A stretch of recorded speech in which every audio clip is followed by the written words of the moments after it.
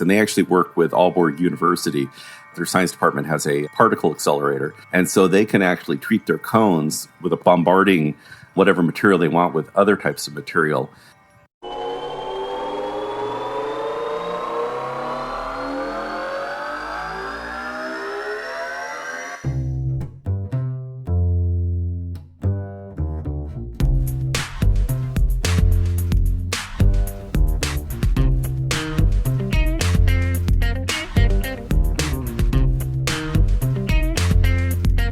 Hey everybody, thank you so much for joining us today. A very, very, very special podcast with Marc and Brian.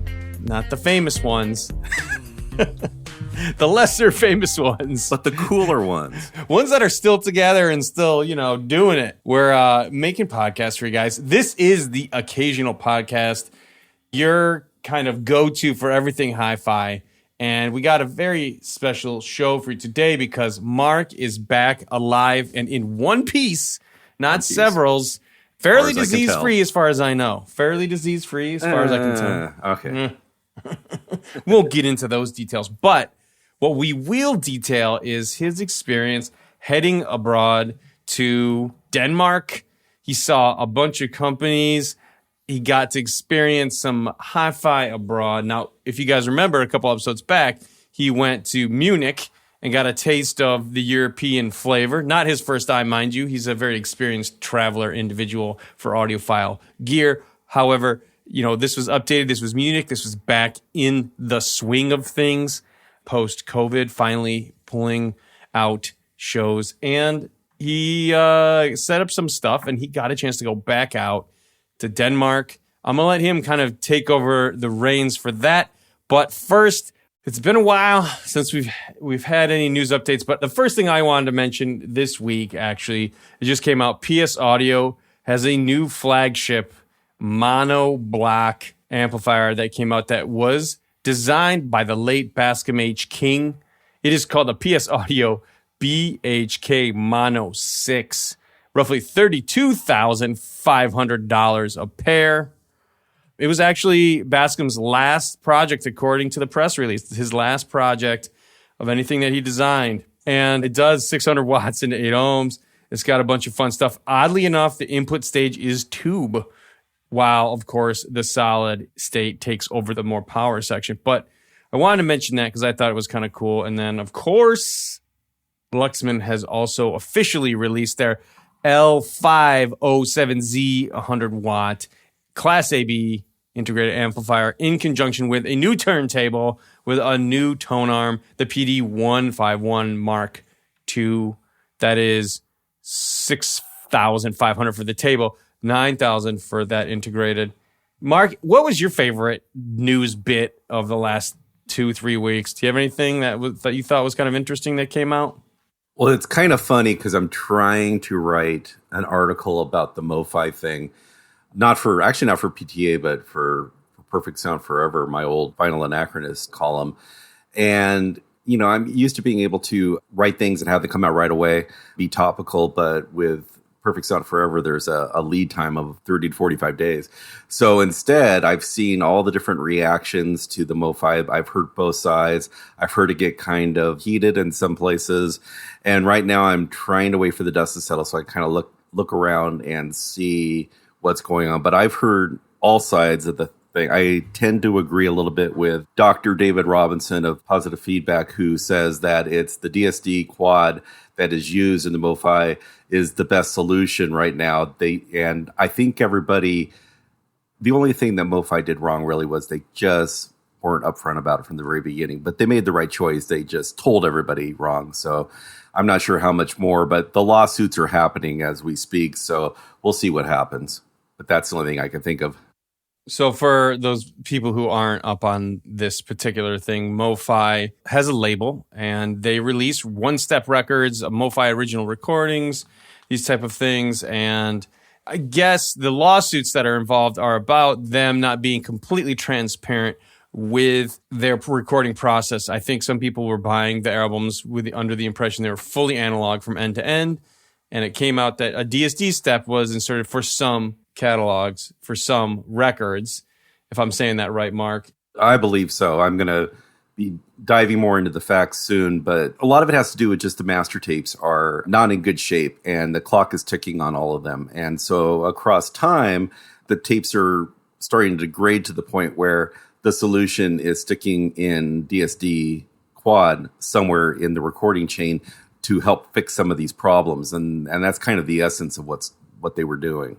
And then, of course, the newest news, I guess, in the past couple of weeks on this particular issue is that there have been a couple lawsuits filed. Class action, I think they might be even. The first one I saw was a customer, nobody else but other than a customer who bought MoFi's all of his audiophile years and feels so horribly wronged by, I don't want to get nasty here, but that's what it basically is. It's a lot of the people who have huge MoFi collections are kind of pissed. So, yeah, it's a multifaceted thing, like many things in life. A lot of elements going into it, a lot of elements to understand, but people are upset, and I don't have all of the facts myself, but I should within days enough to write something about it. But it's so overwhelming, especially because I've been trying the whole time I was away in Europe. I was seeing new things happen, but I felt a million miles away from the action for some reason. So I don't know what's going on, but there are things happening as we speak. Yeah, I guess that's a really good point. I think that's probably the biggest thing that's happened in a while. That's kind of the big news of the year, so to speak. I wasn't sure when it came out how big it was going to be. Nah, it's huge because I was in Denmark. And everywhere there was a group of audiophiles. They were talking about MoFi. It's big. It's worth discussing, but I don't think it's as controversial as everybody making it out to be. I think it was everybody trying to do their best. Yes, and if you like to spend a lot of money on loudspeakers, Tidal announced the new piano G3 loudspeaker. Have you heard that one, Mark? I've heard the G2. I have not heard. Yeah, the G2 is, wow. What does Scott Hull have? He has a G1. He might have the first original version, but he has diamond tweeters on his. But I don't know if he has the second version. But now there's a third version. And this is an amazing speaker. It's 64K. So I naturally ordered 2 pairs for each of my room. Both of the speakers I will be talking about today are far more expensive than that. So considering, oh boy, I love to hear the best of the best. That's my thing. I can't afford any of it, but I prefer it at audio shows to be able to just sit there and listen myself. When it comes to best of the best, though, Tidal Audio is way up there. I mean, the fact that they have this sizable speaker that sounds like it's expensive, but it isn't in the context of everything else out there in our industry. It's a bargain. It'll make you happy forever. That speaker. Today's episode of the Occasional Podcast is sponsored by INNOUS. INNOUS is a European audio brand that develops high-fidelity digital music players that are transforming the way we listen to music. Every nuance and detail is revealed, allowing one to experience their music like never before. Enjoy your own library of CDs and high-resolution files, and access all the content in the world through streaming service and internet radio. All at your fingertips through an exceedingly simple user interface on a mobile device. Visit INNOUSdotCOM to learn more. That's INNUOS.com. Today's episode of the Occasional Podcast is brought to you by ZUAUDIO, waging a revolution in American hi-fi since 2000. ZU's responsive, highly efficient loudspeakers pack massive tone and shove to bring recorded music to life like never before. And ZU cables bring the same. Check out the Union 6 and Union 6 Supreme and get a first look at the upcoming Definition 6 at ZUAUDIO.com. That's ZUAUDIO.com.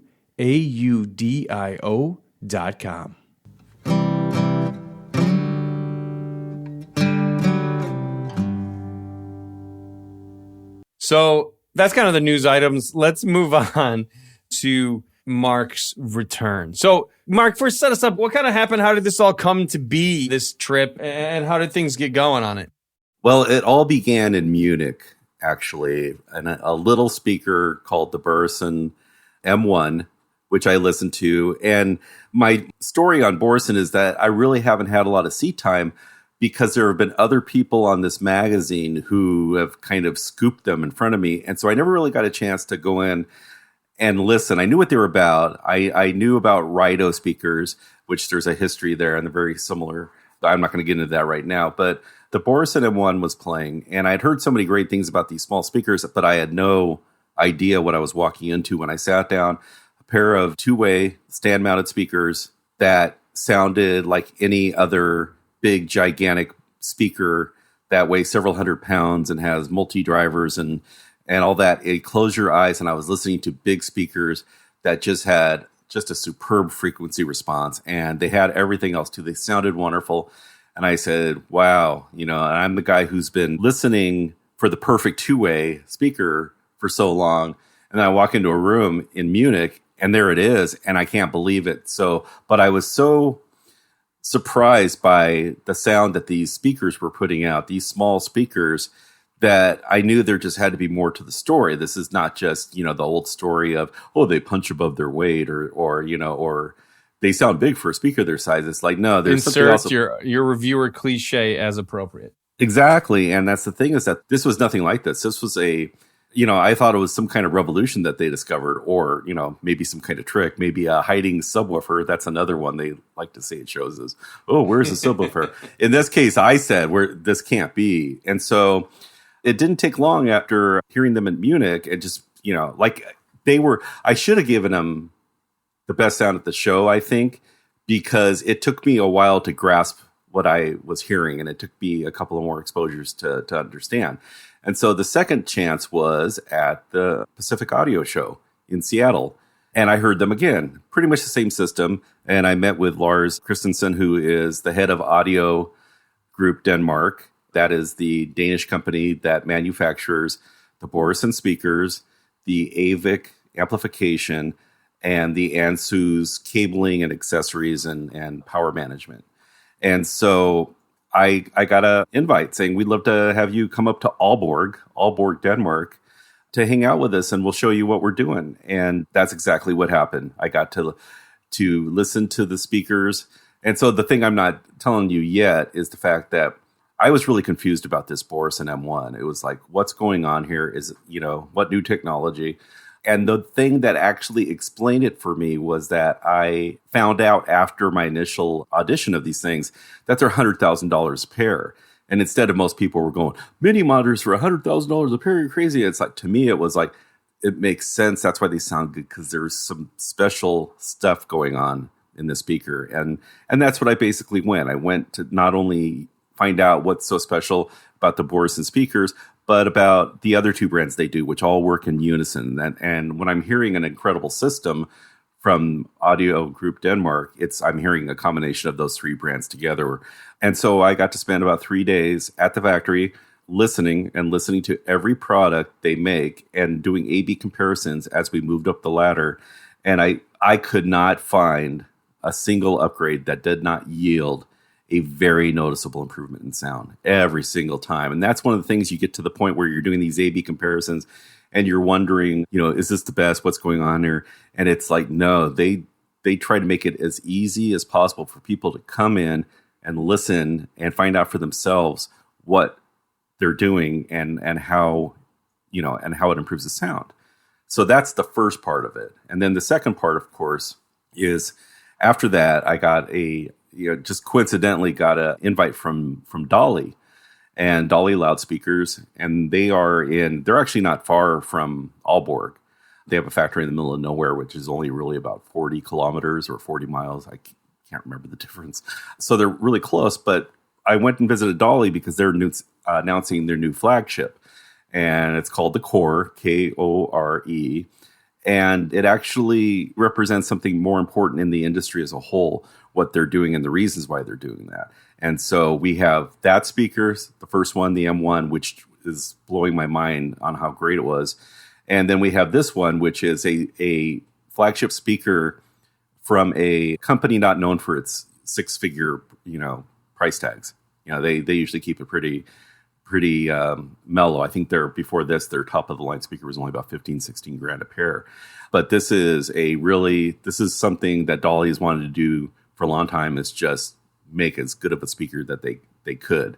I tell you what, Based on what you said, the number one thing I want to know is what is going on with the flagship mini monitors that are $100,000. What makes them $100,000 after everything you saw? Tell me about not the sound, but what are the technicalities of it? What happens there?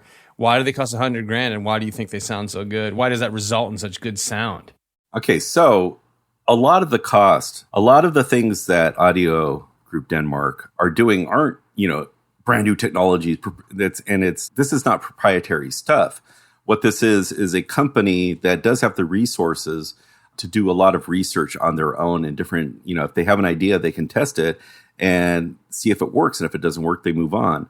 They're not as closely attached to having to stick to a price point as others. And one of the biggest things they've discovered right off the bat is it's all about reducing inductance. So inductance, when you introduce inductance into a system, it creates noise. And so the whole secret of everything is if you reduce the inductance, you can reduce the noise in a system. And inductance can be removed in a number of ways. Most importantly, cryogenics can actually decrease inductance by 8 to 10%, just across the board. So if you concentrate on designs that lower inductance instead of tolerate it, which most people do when they're designing gear, is they just figure it's something that's there and they have to deal with through noise reduction or something else. But anyways, Audio Group Denmark has discovered that that's the key is when you attack inductance, you can also just reduce the noise levels. And that's the magic right now. Almost everything out there right now is concentrating. Everything in the big ultra high end is all about reducing resonances and about grounding and reducing RF and just lowering the noise floor. That's the secret to good sound is no noise, And so that's number one. And number two is they're very, very in tune to materials, into material science. And they actually work with Aalborg University. Their science department has a particle accelerator. And so they can actually treat their cones with a particle, bombarding whatever material they want with other types of material. So the first thing they discovered is that aluminum is bad. Aluminum doesn't sound good. And as Lars Christensen said, if aluminum sounds so good, then why aren't there any musical instruments that are made from aluminum on a regular basis? And it's true. And so, and the other point they brought up was that, they don't make like artificial knees and hips and that sort of thing out of aluminum. And the reason is the body rejects it. But what metal doesn't the body reject? Titanium. And so they do have a theory, and they're not basing all the science on this, but they are saying, it's kind of funny how you can have a titanium joint replacement. You could have that in your body and your body accepts it readily. And so there's probably a more organic kind of thing going on with the way we react to titanium. Anyway, so for the Aavik amplification, that's where they start. But they start getting rid of as much aluminum from the chassis as possible. Just get rid of the aluminum. And they haven't done 100%. They hope to, but they've got it down on some of their top-of-the-line stuff. They have it down to 1% of the total materials used in the amp is aluminum. And what you do is you start replacing it with other ones that, like copper. Copper sounds much better. Titanium, of course. But as you move up, these metals can get quite expensive. So the one that they're really playing with right now is zirconium. And zirconium costs something like 30,000 euros for a 1 kilo rod, which I got to hold. I had one of these rods. It was like 30,000. So it's zirconium. Zirconium is used every time they get some. They have to go through a lot of hassle with the Danish government because, number one, that's primarily used to coat the inside of nuclear reactors. So it's like, what is this? What is it? I mean, it's crazy. It's not radioactive, of course, but that's what its main use is. Like, why does the speaker company need zirconium? And so, but the zirconium and the titanium, what they do is you can bombard these cones that they make, and they make all their cones. They make everything in-house. They are not using somebody else's drivers. There's nothing proprietary. And I'll tell you, this was important to me. When I walked in and I had my camera, I said, "What don't you want me to take pictures of?" And Lars said, "Take pictures of everything." And it's that whole idea that, he said, "Take pictures of everything." He goes, when brands are too concerned about their proprietary technologies, in a lot of cases, that means something else. It means we don't know why it works. It just does. Or it can be just, we don't really want you to see what we're doing. We want to keep some, secrets. And if you honestly want to find out what we're doing, then you need to buy something from us and then you can do whatever you want with it. And that's kind of the attitude you hear a lot when you're talking to manufacturers. So these guys are not like that at all. What they say is, let them take pictures, let them see what we're doing. By the time they do the same thing and they get all the machining and the proper tools and everything and access to the materials, by the time they catch up and do what we're doing right now, we're going to be way ahead doing something else because they're constantly moving forward and as they're discovering new metals to play with. So this M1 speaker, it's this magical cone. It starts off with the Borrenson ribbon tweeter, which has been around for a while, and it's this really nice. Michael Borrenson and Lars Christensen are the founders of the company. They work together, and Michael he's the main engineer. He's the main designer. He's what builds everything, and Lars is more of the business guy and guiding the course of the company and that sort of thing. And they do work together and they do have ideas together. But Michael Borrenson is the one who's really come up with all three brands, not just Borrenson. So anyways, so they have this cone that they make and they coat it with titanium. And the titanium is very thin. Like it's so thin that if you hold the cone in your hand without the basket, obviously, it just weighs next to nothing. And that's part of the secret is that if you take it with your hands, you can't bend it. This thing is so light that it barely weighs anything. It's in a bowl shape, a woofer cone shape. You can't bend it. That's how rigid it is. So that's a big part of the secret right there. And then what they're doing is they take these cones down, these titanium cones down to the particle accelerator, and they're bombarding them with zirconium and other things. And all of this stuff is just every time they do it, they hear improvements. So they have these little isolators, and they're called darks, and they're the little pods that you place under equipment for whatever. So they start off with aluminum, and then they go to titanium and copper, and then they start getting to the zirconium ones. And the zirconium ones are $4,000 each. So this is a single. So if you're going to put 3, that's $12,000 in footers for your CD player. The first time that they developed them and sent it home with it, they have a customer who's like, I forgot what they call him, Mr. Silver Supreme. But he's the one who gets all, wants to buy all of their stuff as it comes out. Everything that's new, he buys. So they let him try these out to see if he heard the difference, and he ordered 52 of them. But that again, A/B comparisons went up and down the line. Tried the darks, tried everything, the different metals as went up the line. Every single thing that went up with a different metal, a different mixture, a different technology yielded a sonic improvement every single time. And the biggest thing about this is that if you've ever wondered about what cryogenics does to a cone, and you've like, oh, cryogenics is crap. Well, you need to get thee down to Aalborg and hear the differences between their speakers with regular cones and the cryogenically treated cones. It's a huge difference. And it also makes a difference in gin. So I drank my first gin and tonic there at the pub inside their factory because that's how Danes live. So they came up with a gin, and it's a local gin. But what they did was they have a cryogenic facilities there in the factory. They don't send it out. And so they stick everything in there for 72 hours. And the only thing they don't stick in cryogenics is the membrane of the ribbon tweeter, the Borrenson ribbon tweeter, because it doesn't hold up to the extreme cold. But everything else goes in there. And so one of them just said, hey, what do you think would happen if we cryogenically froze some gin? And they did, and I A/B'd that. And I'm not a gin and tonic drinker. I don't like gin and tonics. I love this one, though. So after it was cryogenically treated, it had more aroma. Like there were more notes hitting my nose when I was listening to it. If you're skeptical about cryogenics, I know somewhere you can go where you can get rid of those biases.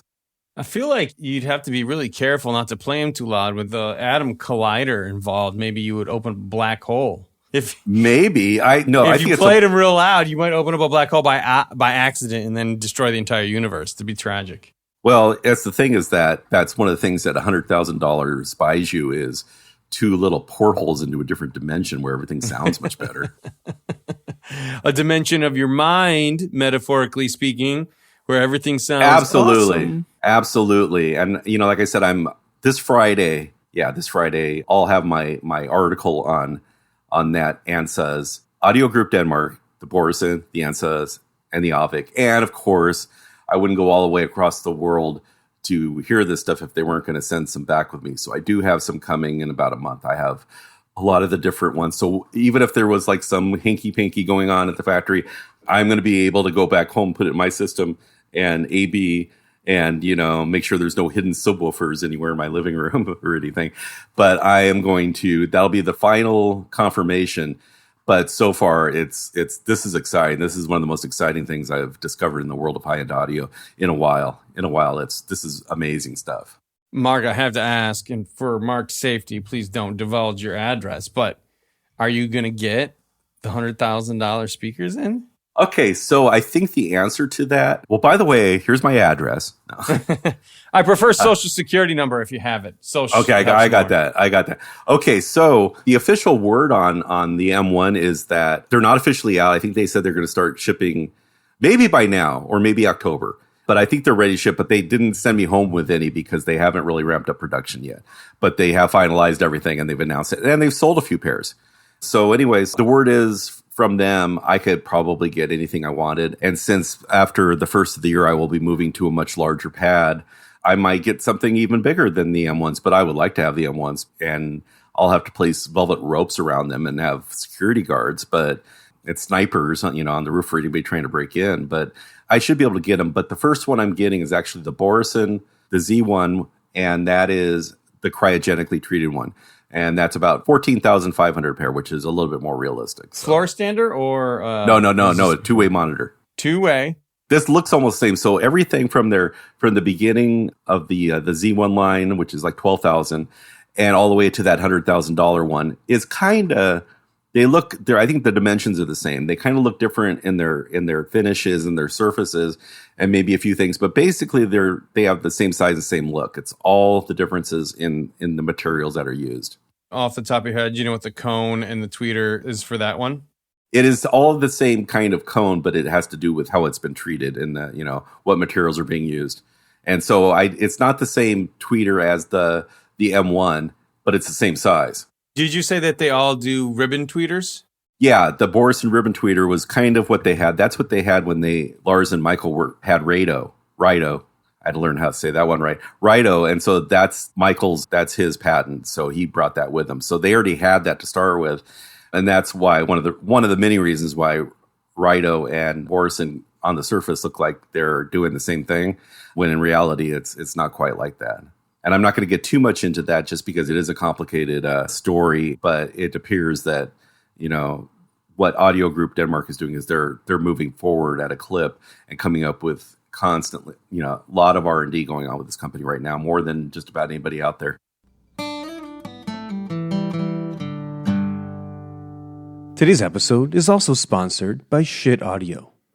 SCHIITdotCOM designs and builds audio components in California and Texas. Based in Valencia and Corpus Christi, their wide line of amps, DACs, and audio accessories fit any budget, starting at $49. For a full rundown of all their products, visit SCHIIT.com or stop by their retail store in Old Newhall, just north of Los Angeles. That's SCHIIT.com. Today's episode is also brought to you by one of the originals in high-end audio, Purist Audio Designs.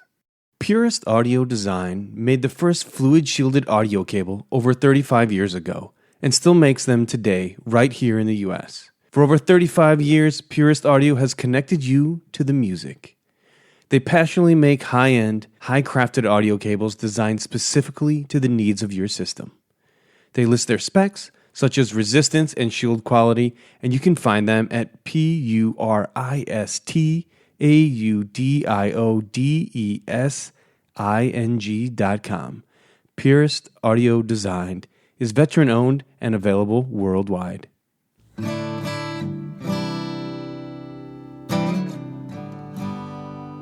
So the other company you met with, Dali, spent some time with them. Dali. Tell me about what's going on at Dali.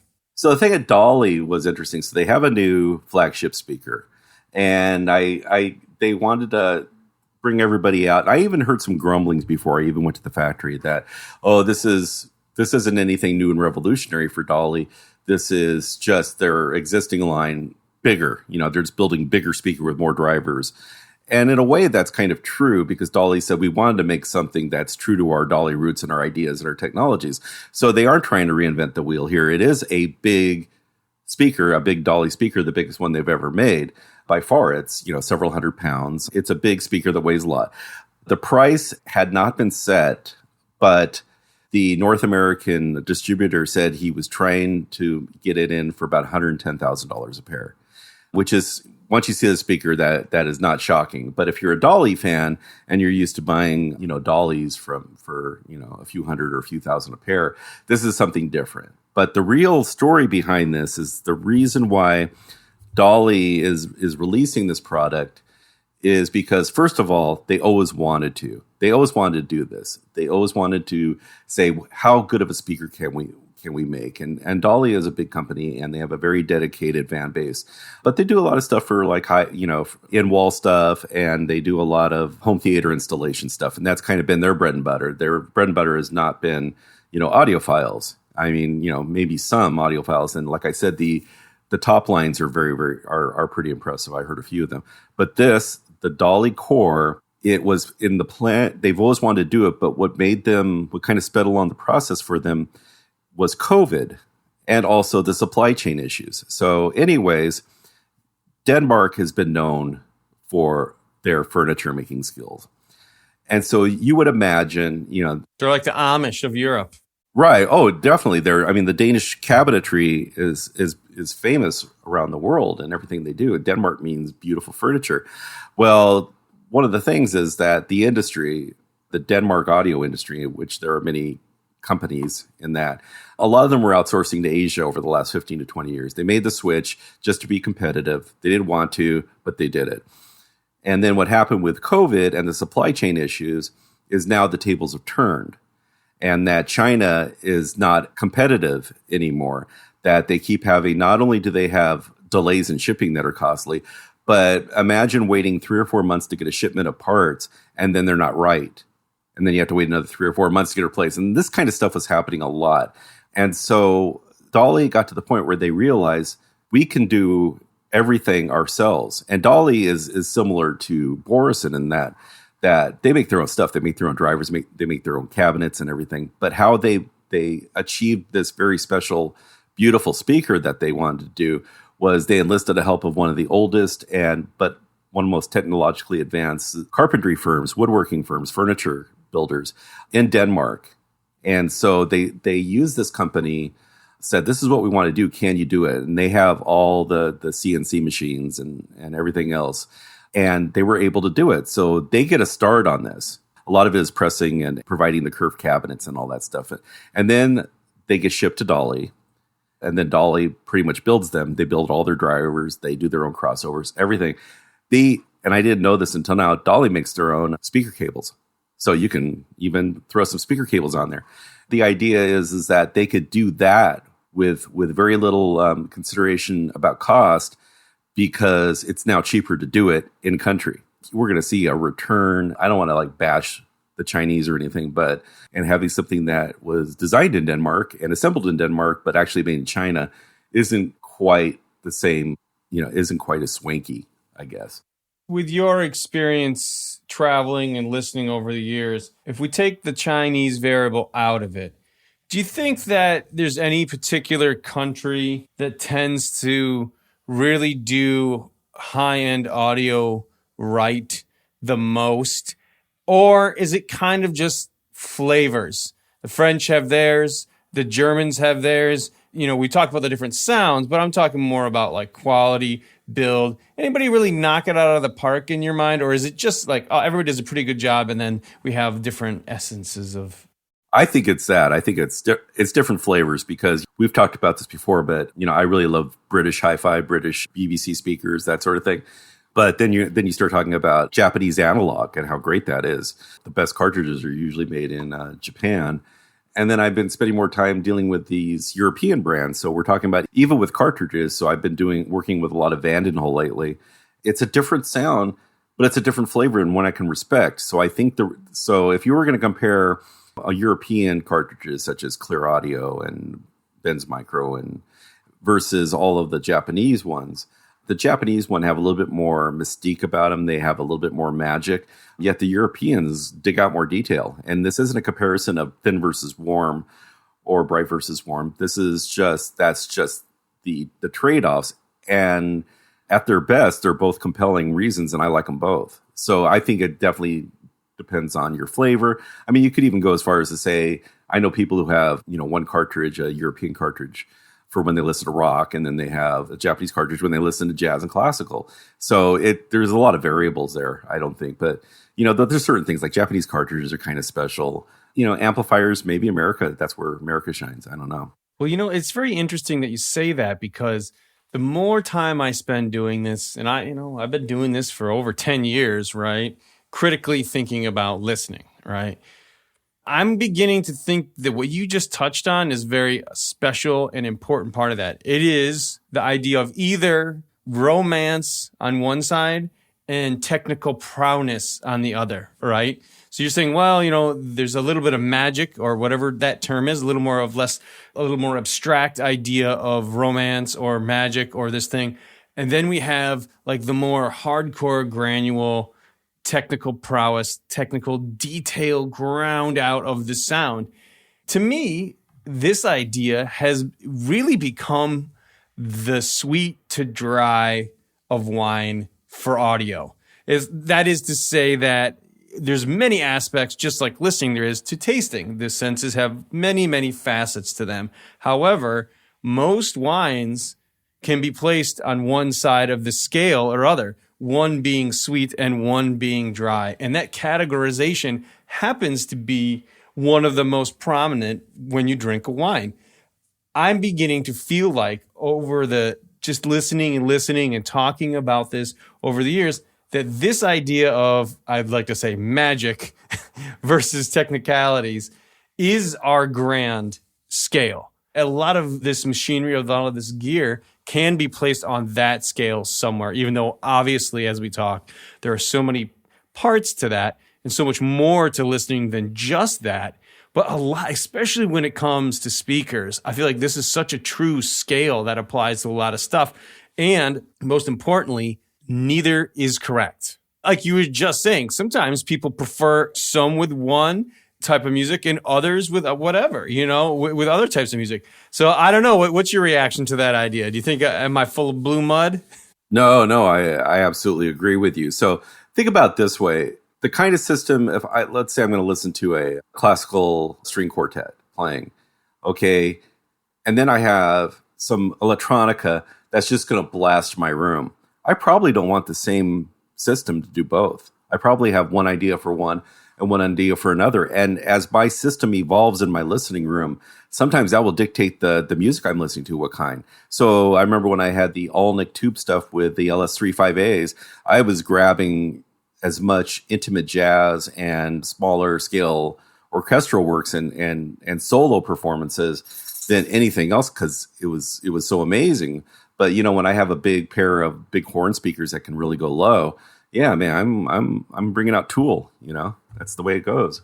So, and I just mentioned, the people who have the two tone arms on their turntable with two different cartridges on it. A lot of times, that's the reason why, is that they have two types of music and they have preferences for what plays what and what plays the other. That's common. That's pretty common. For those of you who always wonder, why do you need a turntable with two tone arms? That's one of the reasons. That is a great insight, because I was confused as hell the first time I saw it. Oh, yeah, I said it too, and I realized it's like, no, some people can afford to set things up two ways and not have to, and then you just have a photo stage with two inputs and you're ready to go. Isn't it true, though, that you can also set up a mono cartridge as well if you wanted to go stereo and mono? Yeah, you can do that, yeah. And the other thing is I also like, this is something I'm doing more and more of. I like to use the moving magnet section input for when I want to use an SUT. So I have that Koetsu SUT. So if, and I have a really beautiful Alnick phono stage right now that I'm testing, and I've got one hooked up to one. I have one, the MC hooked up to the Zix Ultimate Airy, and then I have the moving magnet section hooked up to the SUT, the Koetsu SUT, and the Arushi Black. Lucky man. So back to Dali then. What was kind of the big takeaway from the Dali trip then for you? So the Dali was just an exciting because, I mean, it wouldn't make much sense if I heard this thing and I said, that's all right, because that's almost not what I expected, but it was like, okay, this is their first big speaker. This might be hit or miss. They're bringing us in here. They brought in 9 of us, from all the magazines, from Stereophile and Absolute Sound and everywhere else, and brought us in there to listen to them. And then after we left, we were the North American ones. And then the week following was the German audio press was coming in to take a listen. So they're trying to just make sure, are we on the right track?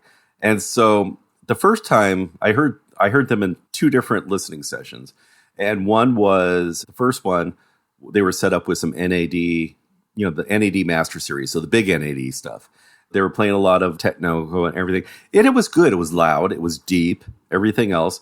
But it was when I realized how good these speakers were when we went to the second system, which was we went in and it was a lot of custom stuff. One of the things they had is that Dali made a pair of Class A amplifiers back in the 90s that they were still using. And these were huge monsters, 3,000 watts of power on these things. Class A. So we kept having to take... Hold on. How did it... We had to take that breaks. That sounds hot as hell. Kind of was. We had to take breaks. We had to go outside and just go because a lot of Europe isn't as in love with AC as Americans are. So AC was at a it was rare. And our ice in our waters. We like things chilled. Ice in our waters and AC. Yeah, exactly. So I would go find a place that had AC in it, and I would just get in there and bask in it and rub it all over my body just so I felt normal again. So these were days of warm rooms, but I also think that when you're in Scandinavia, you tend to probably soak in the warmth, like I was soaking in the AC. So they're like, oh, because they get just a few weeks of summer actually. So, but anyways, so these things were heat machines, and we were in there listening to them, and yet that system, wow, just incredible. So that's when we all kind of said the same thing. We goes, you got this Dali core, you got a winner. You really got a winner here. So so it turned out to be a success. I hope they do well with it. They always had that problem that who's going to buy the speaker? Is it going to be the loyal Dali customers who are hoping they would do something big, or is it going to be able to lure other audiophiles to the Dali thing? And I hope it does. I hope they at least consider it. And the one thing, all the work they did to bring this to the market, everything, and I'll tell you right now, this is a gorgeous, gorgeous speaker inside and out. I mean, just really you're going to walk up to it and just go, oh my God, this is gorgeous. And when you look at it, so with the $110,000 price, I didn't know what to expect. I figured it was going to be, somewhere, crazy numbers. Normally I'd walk into a room at a show and they'd have a pair of speakers that look like the cores. And if they told me they were $250,000 or $300,000, I'd be like, oh, okay, yeah. And so 110 sounds, for what I heard, 110,000 sounds right, sounds good. So, and again, this isn't something like the Borrenson M1s, where it's all about doing something that nobody else can do. It's rather about Dali coming in and just making the best speaker they possibly can based on the Dali principles that they've used all these years. And that's a very different thing. But here we have 2 6-figure speakers, wildly different in every way, even in sound. And yet both of them were just knocked it out of the park, despite the fact that both of them might be hard sells. $100,000 pair of mini monitors, $100,000 pair of Dalis. But there's some similarities there. But I'm going to tell you right now that both speakers kicked butt in amazing ways. Hey, man, what a great way to wrap it all together at the end. It came to me in a fevered dream. And don't forget, if I went to Denmark for any reason at all, it was to finally earn respect for the gin and tonic and to get what everybody else is freaking out. Gin tonics, they're good. Made from cryogenic gin. It has to be cryogenic. I shared some over the last weekend, and people felt like honored that I would share it with them. It's like, I'll get some more. You got a bottle of it? Yeah, I came home with a bottle of it. You better save at least one shot for me, brother. One shot. There's a little bit left. There's gone? A little bit Is it left. Gone? It's gone already. Don't tell me it's gone. I could make both of us maybe one more. Or I could just give you 2, but I don't think that's going to happen. A good G&T is a great summer drink. I just like to stay at a fish. I'm more of a bourbon man myself, but a good G&T. Me too. Oh, yeah, I'm a whiskey. I like Scotch, and I've never liked gin until now. Never liked gin, never liked the taste of juniper berries. And people have been telling me, oh, you got to try some really good gin. It doesn't all taste like the same thing. Yeah, Mount Washington. Listen, it's all not all Tanqueray out there, folks. We know the pine needle, terrible cliche that exists. Yeah. There are some botanicals out there that are a fun drink in the summer with a little tonic in there or a little soda if you don't like all the sugar. And it must be Fever Tree tonic. Fever Tree. Yeah, that stuff's good. It's expensive. I actually, believe it or not, this is such a crazy callback. It's like beers. This is a crazy callback, Mark. I did a gin and tonic review for an early version of the Occasional magazine. Can you believe that? I feel like I've seen it. Yeah. Possibly. Way back in the day. And here we are, full circle. Yeah, so the tonic. I did review the tonics. I reviewed a bunch of gins, but you're right. The Fever Tree is good stuff. Oh, ridiculously overpriced. I'll be the first to say that, but it's pretty good. I was amazed at how much of a difference it made because I don't think I don't like the taste of gin, and I definitely didn't like the taste of tonic water. So it's like, this doesn't have a lot for me.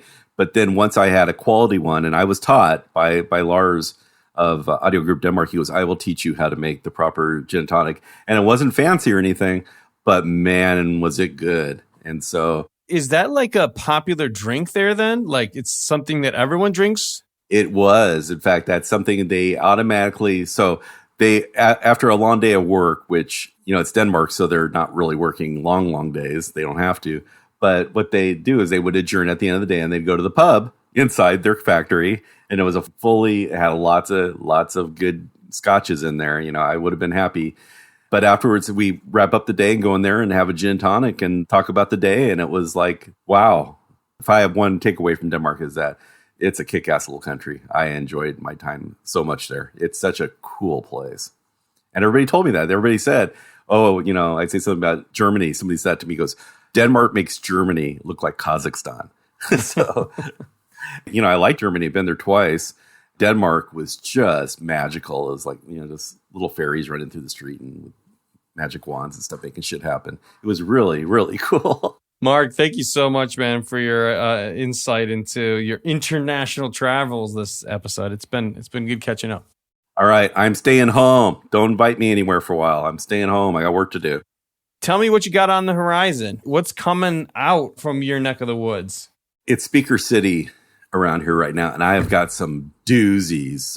I got the Faint Team Kims, which are amazing. I've got 2 pairs of Sonor Audio speakers here.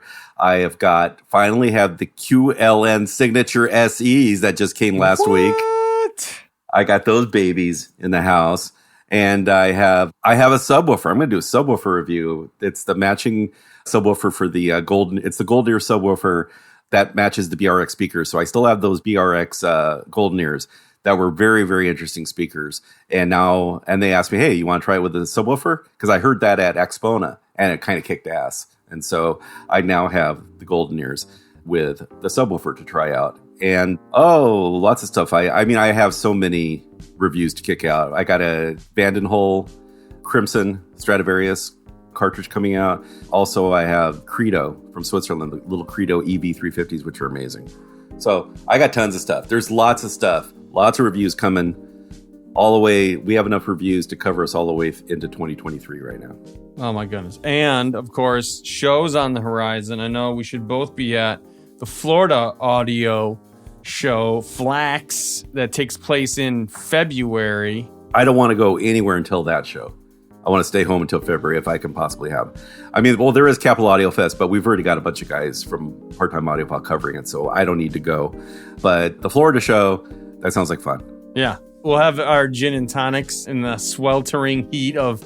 Before we go, I was going to say, do you remember last time when we were at the Florida show, that giant storm came through? I thought we were all going to die. I was out there with Leif Swanson of Von Schweikert. He was smoking cigarettes and I was smoking a cigar, and I was not going to come in until we had to. We were brave for a while, but finally it was just like we almost died to finish our smokes. I was like, where is the hurricane safety point that we all need to find before we go to bed? Mark, thanks so much again for giving us the update, man. Very exciting, fun stuff. No problem.